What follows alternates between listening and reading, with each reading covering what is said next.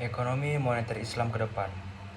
Yang pertama, posisi ekonomi moneter dalam ilmu ekonomi. Cabang ilmu ekonomi yang membahas peran uang dalam mempengaruhi harga dan pertumbuhan ekonomi. Kemudian, dua kebijakan penting dalam ekonomi modern, kebijakan fiskal dan kebijakan moneter. Kemudian, ekonomi moneter membantu mencapai stabilitas ekonomi melalui pengelolaan uang dan kebijakan bank sentral. 2. Ekonomi moneter dan stabilitas ekonomi mikro. Yang A. Stabilitas ekonomi butuh kebijakan terintegrasi yang mendorong pemanfaatan faktor produksi. Kemudian, ekonomi moneter menjelaskan dinamika keuangan dan perbankan. Kemudian tujuannya mendukung kesejahteraan masyarakat melalui kestabilitasan ekonomi makro. Yang ketiga, tinjauan sistem moneter saat ini. Bank sentral kini semakin inovatif dan kolaboratif, fokus pada keseimbangan antara stabilitas harga dan pertumbuhan ekonomi, diperkuat dengan regulasi dan teknologi keuangan digital. 4. Peluang uang emas sebagai mata uang global. Dinar dan dirham, emas dan perak telah digunakan sejak zaman Islam. Kemudian nilai stabil dan memiliki daya beli tinggi.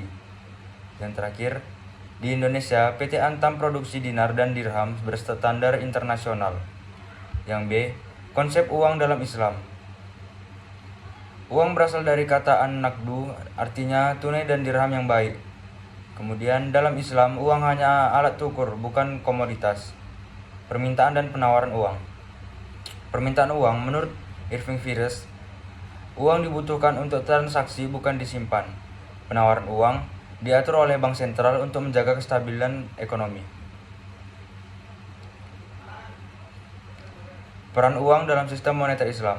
Uang adalah karunia Allah, harus digunakan secara halal. Kemudian, Islam mendorong sirkulasi uang dalam perekonomian untuk mendukung pertumbuhan dan kesejahteraan. Rasulullah menganjurkan uang sebagai alat tukar dibanding sistem barter. Dinar dan dirham dalam sejarah Islam digunakan sejak zaman Nabi SAW sebagai mata uang yang sah. Kemudian, hanya emas dan perak yang dianggap sebagai mata uang resmi di Daulah Utsmaniyah. Jumlah uang beredar, artinya arti sempit, uang kartal dan giral. Arti luas, tambahan uang kuasi seperti deposito dan tabungan falas. Kemudian, uang kuasi dianggap mendekati uang tunai karena mudah dicairkan. Jadi kesimpulannya, ekonomi moneter Islam berpotensi menjadi sistem keuangan yang lebih stabil, adil, dan bebas kritis.